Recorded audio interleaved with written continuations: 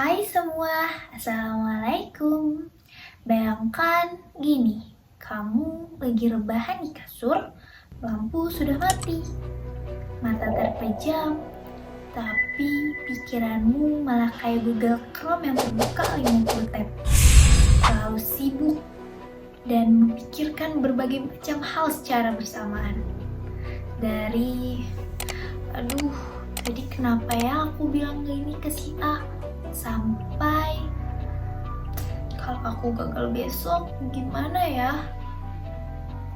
Pernahkah kamu ngalamin? Itu namanya overthinking.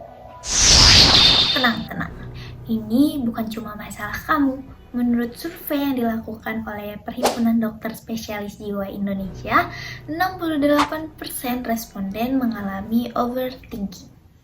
Artinya, overthinking ini umum dialami oleh banyak orang. Perkenalkan, aku Mutiara Adhani. Di video kali ini, aku akan bahas kenapa overthinking ini bisa jadi musuh besar dalam hidup kita.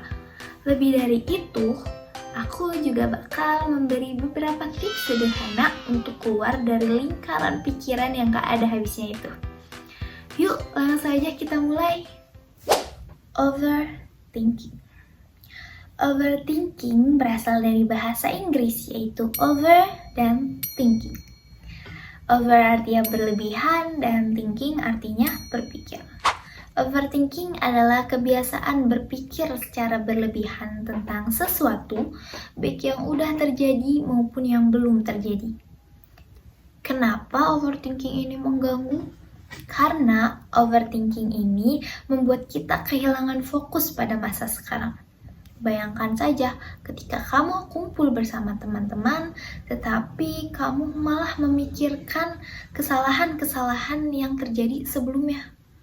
Fun fact, otak kita dirancang untuk memproses informasi secara efisien.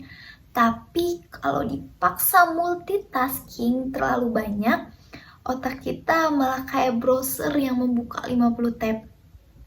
Otak kita akan lelah dan pada akhirnya stres pun terjadi. Ada 3 pola pikir negatif yang umum dialami oleh seorang yang overthinking. Pertama adalah pola pukul rata. Pola ini contohnya ketika kamu gagal dalam suatu presentasi, kamu mikir bahwa pasti di setiap kesempatan selanjutnya kamu pasti akan gagal. Padahal kegagalan itu hal yang biasa. Setiap orang punya kesempatan untuk belajar. Kedua adalah pola langsung lompat ke kesimpulan. Pola ini contohnya ketika pesanmu tidak dijawab oleh temanmu, kamu langsung berkesimpulan bahwa temanmu ini pasti marah. Padahal kan bisa aja dia lagi sibuk atau emang lagi nggak lihat pesanmu aja. Ketiga adalah pola menyalahkan.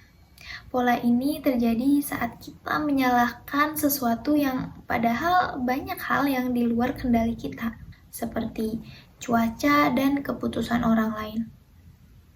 Pola ini membuat kita merasa tidak berdaya. Nah, coba dari ketiga pola ini, mana yang paling sering kamu alami? Overthinking tidak hanya mempengaruhi pikiran saja, tetapi juga dapat berdampak pada tubuh kita. Dampaknya yaitu pertama, stres. Ketika terlalu banyak memikirkan hal secara bersamaan, otak kita akan stres. Ketika stres terjadi, sistem tubuh imun kita akan melemah, sehingga tubuh menjadi mudah terserang penyakit. Kedua, insomnia. Orang yang overthinking akan memikirkan banyak hal di malam hari, sehingga menjadi sulit tidur. Kurang tidur ini dapat menyebabkan kelelahan, suasana hati buruk, hingga konsentrasi terganggu. Ketiga, hubungan yang buruk. Ketika terlalu banyak menganalisis kata-kata dan tindakan orang lain, seseorang cenderung membawa pikiran negatif tersebut ke dalam hubungan, sehingga kualitas hubungan menjadi menurun. Keempat, gangguan fisik. Overthinking dapat menyebabkan pusing, gangguan pencernaan, bahkan meningkatkan resiko obesitas karena pola makannya terganggu. Kelima, gangguan mental. Overthinking yang dibiarkan terus-menerus akan menyebabkan kecemasan secara berlebihan dan bahkan depresi. Semua dampak ini menegaskan bahwa overthinking bukanlah kebiasaan kecil, tetapi dapat serius jika tidak ditangani. Bingung gimana cara keluar dari lingkaran overthinking ini? Berikut beberapa tips yang bisa kamu coba. Pertama, alihkan perhatian. Alihkanlah pikiranmu dengan berbagai aktivitas yang kamu suka, seperti membaca, memasak, atau mendengarkan musik. Kadang solusi dari suatu masalah itu dapat muncul ketika kita tidak terlalu fokus pada masalah tersebut. Kedua, tantang pikiran negatif. Tanyakanlah pada diri sendiri, apakah pikiran ini benar-benar terjadi? Apakah ini hanya asumsi?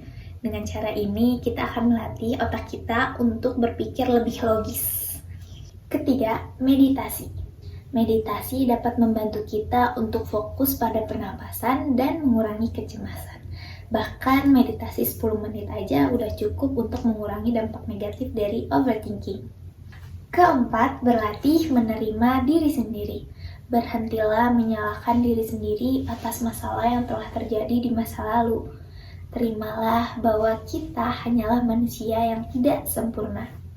Dan yang terakhir adalah pertimbangkan bantuan profesional. Ketika overthinking ini sudah tidak dapat dikendalikan, jangan ragu untuk konsultasi ke psikolog atau terapis karena mereka dapat memberikan solusi yang tepat.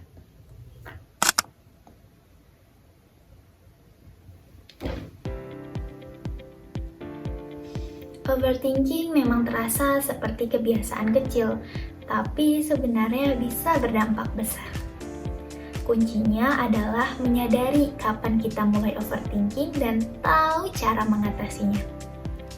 Ingat, kamu itu gak sendirian. Masalah ini umum dialami oleh banyak orang.